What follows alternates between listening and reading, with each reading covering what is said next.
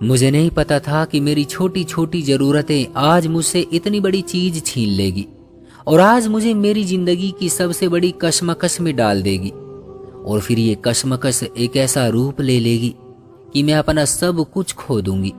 मैं कैसे यहाँ तक चली आई, मैं ये सब कुछ क्यों कर रही थी? जिंदगी की छोटी सी जरूरत के लिए मैंने इतनी बड़ी चीज की बलि कैसे दे दी? क्योंकि उसके पीछे मेरा गुरूर था। जब उस इंसान ने मुझे एक बात कही तो मैं हैरान रह गई।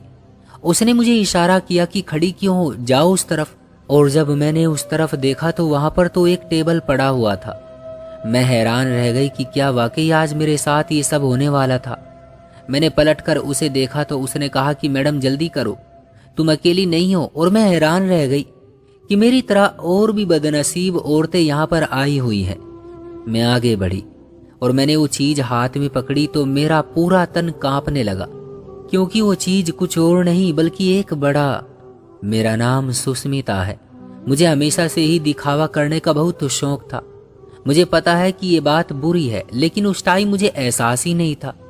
मैं छोटी छोटी बातों पर दिखावा करती थी और मैं अपनी जिंदगी का सबसे बड़ा दिखावा अपनी शादी के बाद करना चाहती थी कि बस मुझे कोई ऐसा घर मिल जाए जहां बहुत सारी दौलत हो, मेरे पति की बहुत अच्छी नौकरी हो, तनख्वाह हो और मैं अपनी कजनों में सबसे ज्यादा अमीर घर में जाऊं। मेरी सारी कजनें लगभग मेरी उम्र की ही थी, हम सारी एक जितनी लगती थी और मैं उनमें सबसे ज्यादा खूबसूरत थी। और मेरी बाकी की कजनों की शक्ल तो बस ठीक ठाक सी ही थी। किसी का वजन बड़ा हुआ था तो किसी के दांत बाहर को थे, किसी की आंखें छोटी तो किसी को चश्मा लगा हुआ था। लेकिन शादी सबकी हो गई थी, पर मेरी शादी अभी तक नहीं हो रही थी, क्योंकि मैं खूबसूरत बहुत ज्यादा थी। इसलिए चाहती थी कि मुझे घर भी ऐसा ही मिले। मेरी माँ बाबा ने सोचा था कि लड़का अच्छा होना चाहिए, दौलत तो औरत के नसीब से होती है, मर्द को अच्छा होना चाहिए। यही देखकर उन्होंने मेरी शादी एक ऐसे मर्द से करवा दी जो महीने के सिर्फ 30,000 रुपये कमाता था। उन्होंने मुझसे पूछा कि तुम्हें कोई पसंद है तो बता दो, लेकिन जो लोग खुद को पसंद करते हैं वो किसी और को पसंद नहीं कर पाते। इसलिए मेरी जिंदगी में तो कोई भी नहीं था, क्योंकि मैंने अपने आप से निकलकर कभी देखा ही नहीं। और मोहब्बत उसी को होती है जो अपने अलावा किसी और को मुझसे बेहतर समझता है, तो फिर उससे मोहब्बत कर बैठता है। हमें हमेशा उसी से मोहब्बत होती है जिसे हम खुद से बेहतर समझते हैं। और मैं तो किसी को खुद से अच्छा नहीं समझती थी, इसलिए मुझे मोहब्बत ना हुई। मेरी शादी जिस आदमी से करवाई गई थी ये था तो सरकारी नौकर, लेकिन इसकी तनख्वाह बहुत ही ज्यादा कम थी, क्योंकि ये बहुत ही गंदे से ओहदे पर काम करता था और उसकी तरक्की के कोई चांस नहीं थे। लेकिन सुना था कि उसे मुझसे मोहब्बत है। उसने मुझे किसी शादी में देखा था, क्योंकि वो मेरे बाबा के किसी दोस्त का बेटा था और उसे मुझसे मोहब्बत हो गई थी, इसलिए उसी ने रिश्ता भेजा था। मेरे बाबा ने कहा भी था कि लड़का अच्छा है, मेहनती है, तरक्की जरूर करेगा। लेकिन तरक्की कैसे करता? उसकी तरक्की के तो कोई चांस ही नहीं थे। एक चपरासी सारी जिंदगी चपरासी ही रह जाता है। लेकिन मेरे बाबा कहते थे कि सरकारी नौकरी होनी चाहिए, चाहे चपरासी की ही क्यों ना हो। वो साथ कोई और काम भी करता था, मिला जुलाकर महीने की 30,000 रुपये बना लेता था, वरना एक चपरासी को 20,000 रुपये भी कौन देता है। मुझे तो इस शब्द से ही बड़ी नफरत थी। हम लोग भी कोई ज्यादा अमीर तो नहीं थे, गरीब थे, मिडिल क्लास फैमिली से संबंध रखते थे। लेकिन क्या मिडिल क्लास वालों को इतना हक नहीं कि वो कम से कम एक क्लास तो आगे जा सके? मैं तो फिर से ऐसे ही घर में जा रही थी, यानी एक नर्क से निकलकर दूसरे नर्क में जा रही थी। बहुत ज्यादा परेशान थी, लेकिन मेरे माँ बाप ने मेरी शादी करवा दी, क्योंकि मेरे पास इनकार का भी कोई कारण नहीं था। उन्होंने कहा कि इससे शादी नहीं करनी तो फिर किससे करनी है, और शादी क्यों नहीं करनी? शादी की उम्र हो गई है तुम्हारी उम्र की सारी लड़कियों की शादी हो गई है, और पहले साल में उन्होंने एक एक बच्चा भी पैदा कर लिया। तुम अभी तक हमारे सर पर सवार हो। मेरे माँ बाप ने मेरी शादी करवा दी, लेकिन मेरी शादी ऐसे नहीं हुई थी। मेरे साथ मेरे जेठ की भी शादी हुई थी और उसकी पत्नी अपने मायके से दहेज में बहुत कुछ लेकर आई थी। लेकिन मेरे माँ बाप ने मेरे लिए जो सामान बनाया हुआ था वो बहुत ही कम था। उसमें सिर्फ 2 चारपाइयाँ, एक पेटी, चंद बिस्तरे, कुछ बर्तन और इलेक्ट्रॉनिक्स के नाम पर सिर्फ एक मशीन और इस्त्री ही थी। देखा जाता तो ये सामान भी कम नहीं लगता था। कपड़े भी थे और किचन का तकरीबन सारा सामान था। लेकिन उसके सामान में तो बड़ी सी एलईडी, फ्रिज था, एसी था, हीटर और भी बहुत कुछ था, जबकि मेरे पास ये सब कुछ नहीं था। मेरी सास ने कोई ऐतराज ना किया। उन्होंने कहा कि वो लोग हैसियत में जरा बड़े थे तो उन्होंने ज्यादा सामान दिया है। आप लोगों की जितनी हैसियत थी आपने उतना दे दिया। हमें किसी किस्म की कोई शिकायत नहीं है। बाकी इनके अपने नसीब है, खुद ही अपने लिए सामान बना लेंगे। उसका पति मेरे पति से देखने में बिल्कुल भी खूबसूरत नहीं था। मेरा पति देखने में बहुत खूबसूरत है और उसका पति जरा बदतमीज भी था, लेकिन मेरे पति ने मेरे माँ बाप की बहुत इज्जत की और पहले दिन से ही उनका बहुत ख्याल कर रहा था। मेरी माँ की जूती टूट गई तो उसने जूती हाथ में उठा ली और कहा कि मैं ठीक करवा कर ले आता हूँ। तो मेरे बाबा ने कहा कि जूता नीचे रख दो, अच्छा नहीं लगता। तो उन्होंने कहा कि क्यों, सास भी तो माँ ही होती है। मेरे बाबा की तो आंखें खुल गई। उन्होंने कहा कि बिल्कुल ठीक फैसला किया है मैंने, बहुत अच्छा इंसान मिला है। अच्छा इंसान तो था, लेकिन सब लोग मुझे दूसरी लड़की के साथ कंपेयर कर रहे थे। वो तो इतना कुछ लेकर आई है और ये कुछ नहीं लेकर आई है। हाँ, वो तो अमीर खानदान की है ना, और ये तो बेचारी गरीब है। मुझे ये बातें सुनकर बहुत गुस्सा आ रहा था। मैंने अपनी माँ बाबा से कहा कि क्या आप मुझे बाकी की चीजें नहीं दे सकते। उन्होंने कहा कि देखो, हमने अपनी हैसियत के हिसाब से तुम्हारा घर का खास खास सामान बनाया है, और वैसे भी बड़ी एलईडी, एसी और फ्रिज के बगैर कोई मर नहीं जाता। तुम्हारे घर में तुम्हारी सास का भी फ्रिज है। जो चीजें जिंदा रहने के लिए चाहिए वो हमने तुम्हें दे दी है। इसके अलावा हम क्या कर सकते हैं? तुम्हारी और 4 बहनें हैं। मैंने कहा फिर भी सोचे तो सही, कोई गुंजाइश निकाले। उन्होंने कहा कि नहीं, हम नहीं कर सकते। अब मेरी आखिरी उम्मीद मेरा पति था। मैंने उसे कहा कि मुझे चीजें लेकर दो, नहीं तो मैं तुमसे ठीक से बात नहीं करूंगी। शादी के शुरू के दिनों में मर्द की अक्ल और गधे की अक्ल एक बराबर होती है। औरत जो कहती है वो मान लेता है। मुझे पता था यही मेरा मौका है। उसने कहा कि मेरे पास इतने पैसे नहीं है। मैंने कहा कि तुम उधार ले लो। उसने कहा कि उधार तो ले लूंगा, लेकिन ये सारी चीजें बहुत ज्यादा है, इतना उधार कौन देगा। मैंने कहा कि तुम अपने ऑफिस से उधार ले लो, वो दे देंगे, और अपनी तनख्वाह में से कटवाते रहना। उसने कहा कि बहुत मुश्किल हो जाएगी, सारे महीने मुश्किल हो जाएंगे। मैंने कहा कि मैं गुजारा कर लूंगी, तुमसे और कुछ नहीं मांगूंगी, बस तुम ले लो और अपने घर वालों को कहना कि ये सब कुछ मेरे माँ बाप ने लेकर दिया है। फिर जब कुछ साल गुजर जाएंगे तो फिर बेशक बता देना। मैंने अपने पति से बड़ी ही अजीब सी फरमाइश कर दी थी, लेकिन वो मेरे हुस्न में ऐसा फंसा था कि उसने मेरी बात मान ली और उसने अपने ऑफिस से उधार उठा लिया। अब उसने उस उधार से मुझे एक बड़ा सा फ्रिज, एक एलईडी टीवी और एसी, बड़ा सा पंखा और रोटी मेकर ब्लेंडर और भी बहुत सी मशीनें लेकर दी। कम से कम भी ये सारा कर्जा 3 लाख रुपयों का बन गया था। मेरे पति को अब न जाने कितने साल लग जाते ये कर्जा उतारने के लिए, लेकिन मुझे उस वक्त तो कोई फिक्र नहीं थी। उसने कहा कि मैं अपनी प्यारी पत्नी के लिए जान भी दे सकता हूँ। ये सब कुछ तो कुछ भी नहीं है, और मेरा कमरा भी अब उसके कमरे की तरह भर गया था। मैं बहुत ज्यादा खुश थी, लेकिन मेरे ससुर भी बड़े चालाक थे। उन्होंने जब देखा कि दोनों ही ज्यादा सामान लेकर आई है, इतनी सारी चीजें चलाएंगी तो फिर बिजली का बिल भी तो ज्यादा आएगा। आखिर ये सारी चीजें बिल पर चलती थी। उन्होंने कहा कि घर तो एक है, लेकिन मैं तुम सब के लिए हिस्से किए देता हूँ। इन लोगों की यही खासियत थी, इनके पास घर अपना था। इसी वजह से मेरे माँ बाबा ने ये रिश्ता किया था। मेरे सास ससुर ने घर के हिस्से कर दिए। इन्होंने कहा कि 4 दीवारियां खुद बनाना, लेकिन आज से तुम लोगों के घर के हिस्से और चूल्हे अलग हो गए हैं। मेरे घर में मेरी जेठानी के बहुत ससके थे। उसका पति ज्यादा पैसे कमाता था। मेरे पति ने उधार उठाकर मुझे उसके बराबर का सामान तो दिलवा दिया था, लेकिन मेरे पति की तनख्वाह में से अब वो उधार कटता था, इसलिए उसके पास ज्यादा पैसे नहीं होते थे। वो मुझे नई नई चीजें दिखाती तो मेरा भी दिल ललचाता। मैंने अपने पति से और ज्यादा पैसे लेना शुरू कर दिए। मैंने कहा कि मुझे पैसे चाहिए। अब हमें अपना घर चलाना था, साथ साथ ससुर का भी घर आना था, क्योंकि अभी 2 नंदे थी जिनका रिश्ता करना बाकी था और एक छोटा देवर भी था। इन्होंने कहा कि हम अपना घर चलाएंगे, तुम दोनों अपना घर चलाओ, लेकिन हमें महीने के पैसे भी देने होंगे। मेरे पति पर काफी बोझ आ गया था। उसे अपनी तनख्वाह में से पैसे भी कटवाने होते थे। माँ बाप को भी महीने के 10,000 रुपये देने होते थे। मेरा भी खर्चा होता था और घर भी चलाना होता था, और ये सब कुछ 30,000 की नौकरी में बहुत ही ज्यादा मुश्किल हो गया था। हमारी हमेशा लड़ाई होती रहती। एक दफा तो उसने कहा कि बिल बहुत ज्यादा आया है, इन चीजों का इस्तेमाल बंद कर दो। मैंने कहा कि क्यों, मेरे पास मशीन है तो मैं पीसकर मसाला क्यों बनाऊं।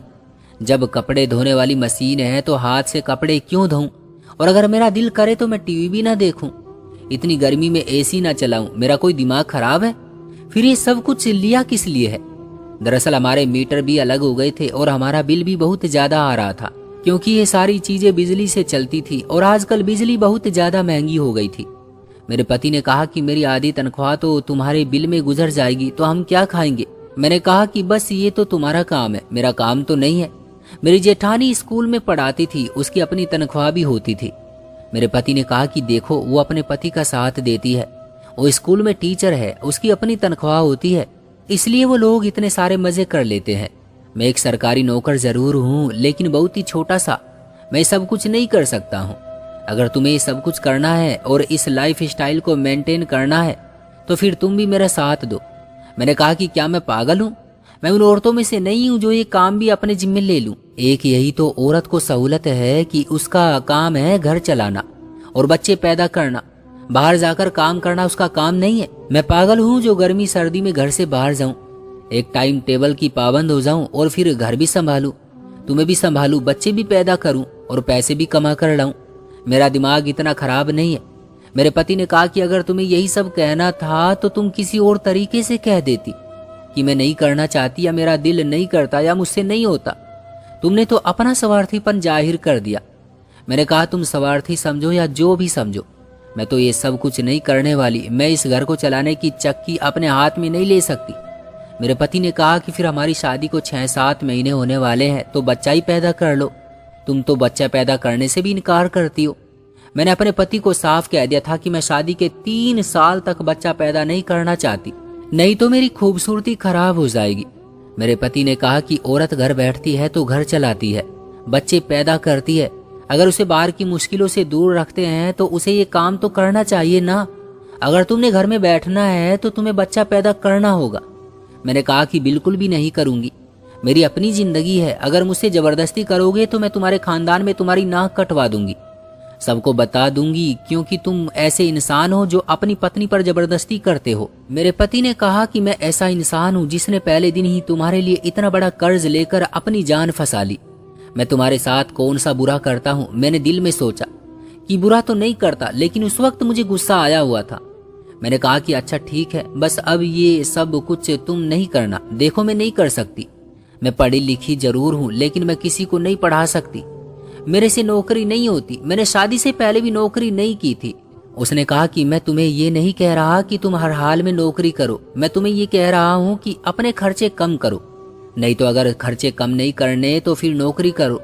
वो इतना कहकर घर से निकल गया, लेकिन मुझे कोई परवाह नहीं थी। मुझे पता था रात को वापस आ जाएगा और मूड भी ठीक हो जाएगा। बस इतनी ज्यादा टेंशन लेने की कोई जरूरत नहीं है। मर्द ऐसे ही होते हैं, कुछ भी बोलते हैं, गुस्सा करके चले जाते हैं, लेकिन जब रात होती है तो पत्नी अच्छी लगने लगती है और सब कुछ ठीक हो जाता है। मेरी जेठानी भी थोड़ी सी सेखियां मारने वाली थी। वो मुझे बार बार सूट दिखाती, मुझे चीजें दिखाती कि ये मुझे मेरे हस्बैंड ने लेकर दिया है, हालांकि खुद लेती थी। उसके अंदर भी एक कीड़ा था और मुझे देख देख कर जलन होती थी। हमारा बिल बहुत ज्यादा आ रहा था। मेरा पति बड़ी बुरी तरह फंसा हुआ था। मेरे ससुर ने कह दिया कि इसे महीने 10,000 की जगह 20,000 रुपये देने हैं, क्योंकि तुम्हारी बहन की मंगनी करनी है। मेरे पति ने कहा कि मेरी तो 30,000 तनख्वाह है, 5,000 मेरे वहीं कट जाते हैं, उसमें से मैं 20,000 आपको दूंगा तो 5,000 में गुजारा कैसे करूंगा। मेरे ससुर ने कहा कि ये मेरा मसला नहीं है, अपनी पत्नी से कहो कि वो अपने खर्चे कम करे। मेरा पति बड़ा परेशान था। उन्हीं दिनों बिजली का बिल भी आ गया और जब बिल पर नजर पड़ी तो कदमों तले से जमीन निकल गई। यूनिट महंगी हो गई थी तो बिल तो इतना ही आना था। बिजली का बिल पूरे 28,000 का था। मैं भी हैरान रह गई। जुलाई का महीना था, मैंने दिन रात एसी चलाया था। मेरा पति कहता था कि रात को एसी चलाया करो, सुबह बंद कर दिया करो, पूरा दिन गुजारा किया करो, बस रात को चलाया करो। लेकिन वो तो दुकान पर चला जाता था और मैं पूरा दिन एसी चला के एसी में सोती और ठंडी हवा में बैठकर ही खाना भी खाती और सब्जी भी पकाती थी। मुझे नहीं पता था कि इतना बिल आ जाएगा। मैंने सोचा था कि ज्यादा से ज्यादा 10,000 का बिल आ जाएगा, दे देगा किसी तरह, लेकिन ये तो 28,000 का बिल था। मेरे रोंगटे खड़े हो गए। मेरे पति को जब पता चला तो वो भी बहुत ही ज्यादा परेशान हो गया। उसने कहा कि अब मुझे मेरे माँ बाप को भी 20,000 देना है, 28,000 का बिल आ गया है, महीने के खर्चे अलग हैं। मैं क्या जाकर कोई चोरी करूं जो इतने सारे पैसे लेकर आऊं? तुमने तो मेरी जिंदगी ही बर्बाद कर दी। उन्होंने कहा कि मेरे पास अब और कोई ऑप्शन नहीं है, हम इन सब चीजों को बेच देंगे और ये बिल चुकाएंगे। उसके बाद ना ये चीजें रहेंगी और ना हमारे सर पर बिल रहेगा। बाकी पैसे उनके किस्तों में भी दे देंगे। बस एक ही दफा जान छूट जाएगी। मैंने कहा कि तुम्हारा दिमाग तो नहीं खराब हो गया? तुम मुझे मेरी जेठानी के सामने, सारे खानदान के सामने बेइज्जत करवाना चाहते हो। सबको पता चल जाएगा कि हमने घर की चीजें बेची हैं। मेरे पति ने कहा कि पता चलता है तो चल जाए। और तुम क्या चाहती हो कि मैं अपने आप को बेच दूं? मैंने कहा कि नहीं, ऐसा नहीं होगा। तुम ये बिल मुझे दे दो, मैं इसका कुछ कर लूंगी। उसने कहा कि तुम क्या करोगी? दरअसल मैं उस बिल का कुछ भी नहीं कर सकती थी, लेकिन मैंने अपने पति से कहा कि मेरी एक दोस्त है जो मेरी बहनों से भी ज्यादा बढ़कर है, बिजली बिल विभाग में है। मैं उसके पास जाती हूँ, वो मेरी मदद करेगी। मैंने झूठ बोला था, ऐसा कुछ भी नहीं था। उसने कहा पक्की बात है? मैंने कहा कि हाँ, मेरी बहुत अच्छी दोस्त है। मेरी एक आवाज पर वो कुछ भी कर सकती है। बड़े अमीर परिवार से है, वो मेरी मदद कर देगी। बस तुम मेरी चीजें ना बेचना, नहीं तो मेरी बड़ी बदनामी हो जाएगी। बिल मुझे दे दो, मैं कुछ ना कुछ कर लूंगी। और मेरे दिमाग में ये था कि बिलों की किस्तें होती हैं, मैं इसकी किस्त करवा लूंगी और घर के खर्चे में से भी पैसे जमा कर करके किस्त उतार दूंगी। मुझे थोड़ा सा हिलना जुलना पड़ेगा, मेरे लिए थोड़ी सी मुश्किल तो होगी, लेकिन हैंडल कर लूंगी। कम से कम मेरी चीजें तो नहीं जाएगी। लेकिन जब मैं बिजली बिल विभाग के ऑफिस गई तो मुझे पता चला कि आजकल बिल इतने ज्यादा आ रहे हैं और बिजली इतनी महंगी हो गई है कि उन्होंने किस्तें करने वाला सिस्टम ही खत्म कर दिया है। और वैसे भी वो इतने बड़े बिल की किस्तें नहीं करते। उन्होंने कहा कि हम 20,000 तक के बिल की किस्त करते हैं और बाकी बिल की किस्त नहीं करते। और आप लोग पहले भी कई दफा किस्तें करवाते रहे हैं, इसलिए अब नहीं हो सकती। मैं तो परेशान हो गई। अपने पति को तो कह दिया था कि संभाल लूंगी, लेकिन करती क्या? वहीं पर परेशान बैठी अपने आप से बातें कर रही थी जब एक आदमी वहां पर आया और उसने कहा कि मैडम क्या बात है, आप बड़ी परेशान लग रही हैं। मैंने परेशानी में कह दिया कि ये मसला है। उसने कहा कि ये तो कोई मसला नहीं है, हमारे यहाँ एक ऑफिसर है, वो ये मामला हल करवा देते हैं। आप उनसे मिल लें, वो आपका मामला हल करवा देंगे। वो आपकी छोटी छोटी किस्तें करवा के दे देंगे और आप आराम से पैसे देती रहिएगा। बाकी आगे से एहतियात कीजिएगा, इतना बिल ना आए। मैंने कहा कि कहाँ बैठते हैं वो? उसने कहा कि वो फला ऑफिस में बैठते हैं। मैं वहां पर चली गई। वहां पर पहले भी औरतें खड़ी थी। सारी औरतों ने अपना मुंह छुपाया हुआ था।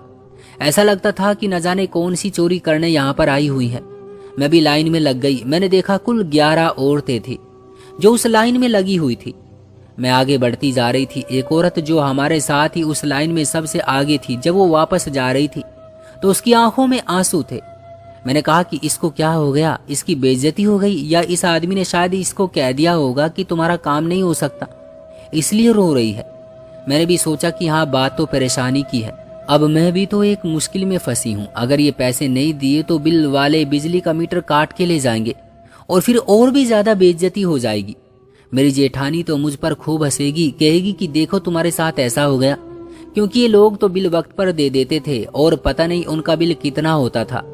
लेकिन वो हमेशा यही कहती थी कि हमारा तो बहुत बिल आता है, लेकिन शुक्र है टाइम पर चूकता हो जाता है, बल्कि टाइम से पहले ही दे देते हैं। और मेरे बिल की तो आखिरी तारीख भी गुजर चुकी थी।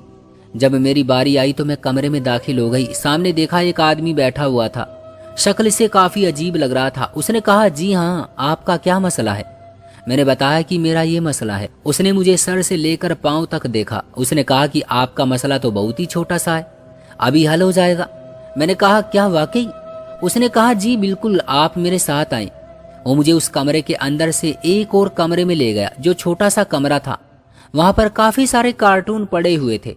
उसने मुझसे कहा कि आपको बस एक छोटा सा काम करना होगा और आपका बिल जमा हो जाएगा। मैंने कहा कि कौन सा काम? तो उसने कहा कि ये टेबल पर जो सर्टिफिकेट पड़ा है, जरा इसको पढ़ ले। मैंने टेबल की तरफ देखा और पेन हाथ में पकड़ा तो उसने कहा कि मैडम जल्दी करें, बाहर और भी औरतें खड़ी हैं, उन सबको भी मैंने यही काम कहा है। मैंने टेबल की तरफ देखा तो उस पर लिखा था कि आपके पास इस वक्त जो भी सोना है वो आप हमें दे रही हैं और इस तरह हम आपका बिल खत्म कर देंगे, लेकिन वो सोना हमारा हो जाएगा। अगर आपको सोना वापस लेना है तो 3 महीने के अंदर अंदर इस बिल जितने पैसे लेकर आने होंगे। मैंने भी सोना पहन रखा था, तभी तो उस आदमी ने मुझे गौर से देख लिया था। मैं हैरान रह गई। मैंने कहा कि ये सब क्या है? तुम लोग औरतों से सोना ले रहे हो बिल कम करवाने की एवज? उसने कहा कि ये काम ऐसे नहीं होते। अगर बिल कम ना हुआ तो मीटर कट जाएगा और जुर्माना भी भरना पड़ेगा। ये तो आपकी अपनी मर्जी है, नहीं कर सकती तो चली जाए यहाँ से। मैं वहां से जाने लगी तो उस आदमी ने मेरा हाथ पकड़ लिया और कहा कि वैसे आप इतनी खूबसूरत हैं, आपका काम तो बगैर किसी सर्टिफिकेट और कॉन्ट्रैक्ट के भी हो सकता है। मुझे उस आदमी की आंखों में अजीब सा एहसास नजर आया। मैंने एक झटके से अपना हाथ पीछे कर लिया। ये मैं क्या कर रही थी? मैं एक आदमी के साथ एक छोटे से कमरे में खड़ी थी जो मेरा हाथ पकड़कर खड़ा था और मुझ पर बुरी नजर डाल रहा था। मैं बुरी तरह कांपने लगी, मेरी हालत खराब होने लगी। मुझे अचानक से ही एहसास हुआ कि ये मैं क्या कर रही थी। मैं अपनी ख्वाहिशों और गुरूर के चक्कर में कहां तक आ गई थी। अचानक से मेरी आंखें खुल गई। मैं वहां से ऐसे भागी कि मैंने पलटकर नहीं देखा। घर आकर दम लिया, बुरी तरह रो रही थी। मेरे हाथ पांव कहां पर थे, शरीर कहां पर था? मैंने आसपास देखा, ये सब क्या हो रहा था? मैं किसी की पत्नी थी, मेरे साथ अगर कुछ हो जाता तो फिर क्या होता? क्या उन औरतों के साथ भी यही हुआ था?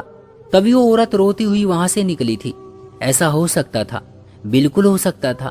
इंसान बिजली के बगैर कैसे रह सकता है, वो भी इतनी गर्मी के मौसम में? जरूर वहां पर लोगों की मजबूरियों का फायदा उठाया जा रहा था और मेरे साथ भी यही होने वाला था। उसके बाद मैं चुप कर गई क्योंकि मैं एक फैसला कर बैठी थी। मेरा पति वापस आया तो उसने कहा कि क्या हुआ, बिल का मामला हल हो गया? उसने मेरी शक्ल देखी और अंदाजा लगा लिया। उसने कहा कि क्या बात है, परेशान हो? दोस्त ने मना कर दिया है क्या? मैंने कहा कि मैंने एक फैसला किया है, मेरी बात गौर से सुनो। तुम ये सारी चीजें बेच दो और इन पैसों से बिल भी चुका दो और इनकी किस्तें भी दे दो। मुझे सब कुछ नहीं चाहिए, मैं इन सारी चीजों के बगैर गुजारा कर लूंगी। उसने कहा कि तुम्हें क्या हो गया है, मुझे बताओ क्या मसला है? क्या किसी ने कोई बात कही है? उसका ख्याल था कि घर वालों ने कोई बात कही होगी। मैंने कहा कि नहीं, बस मेरी आंखें खुल गई हैं, दिखावे में कुछ नहीं रखा है। मुझे ये चीजें नहीं चाहिए, मैं इनके बगैर भी रह सकती हूँ। बस जो मैंने कहा है वो कर दो। मेरे पति ने कहा कि ठीक है, जैसी तुम्हारी मर्जी।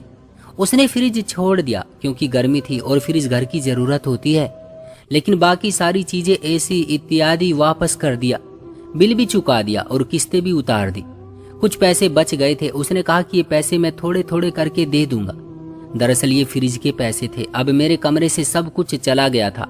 मेरी जेठानी ने ये बात पूरे खानदान में फैला दी। मेरी सास और नंदे भी मुझ पर हंस रही थी, लेकिन मुझे किसी बात की परवाह नहीं थी। मैं चुप थी। मेरा दिल साफ था, मेरे दिल से ख्वाहिशें मिट गई थी, मेरे दिल में लगी गिरह खुल गई थी। दिखावे ने मुझे छोड़ दिया था। मेरे पास जो था मैं उसी में खुश थी। अब ना तो मेरा पति परेशान था, ना उसके चेहरे पर मुझे रोज परेशानी नजर आती थी और ना ही मेरे दिल में कोई मलाल था। मैं तो बस ये सोच रही थी कि पता नहीं किस वजह से मुझे उस परमात्मा ने बचा लिया। शायद मेरे पति की वजह से, उसकी इज्जत थी, वरना मेरे तो कर्म ऐसे न थे कि मेरे साथ कोई अच्छाई का मामला हो सकता। इसलिए मुझे कोई परवाह नहीं थी। अब वो लोग कुछ भी बोलते हैं, मैं एक कान से सुनती दूसरे कान से निकाल देती हूँ। जो भी था मैं उसी में खुश रहने लगी। फिर ऐसा हुआ कि मेरे पति को प्रमोशन मिल गया और वो चपरासी से ऑफिस बॉय बन गया। जब उसकी तनख्वाह बढ़ी तो सबसे पहले उसने एसी खरीदा था, क्योंकि अब सर्दियां गुजर चुकी थी और मेरे से गर्मी में गुजारा नहीं होता था। मैं माँ बनने वाली थी। मैं खुश हुई कि आज मेरा पति मेरे लिए वो चीज लेकर आया है जो मुझे चाहिए थी। मुझे भी वही चाहिए थी, वो भी वही लाया। लेकिन मेरा तरीका गलत था। पर जब वक्त आया तो ऊपर वाले ने वही चीज हमारे हवाले कर दी। बेशक परमात्मा ने हर काम का एक वक्त तय कर रखा है, वो काम अपने वक्त पर ही होता है। ऊपर वाले का लाख लाख शुक्र है, मेरी जिंदगी में सुकून है। मैं बहुत ज्यादा खुश हूँ। दोस्तों, ये थी हमारी आज की कहानी। उम्मीद करता हूँ कि आपको पसंद आई होगी। वीडियो को लाइक जरूर कीजिएगा और चैनल को सब्सक्राइब कर लीजिएगा। और हाँ, साथ में कमेंट करके ये जरूर बताइएगा कि आपकी इस कहानी के बारे में क्या राय है। दोस्तों, मैं मिलता हूँ आपसे अगली वीडियो में। तब तक के लिए धन्यवाद।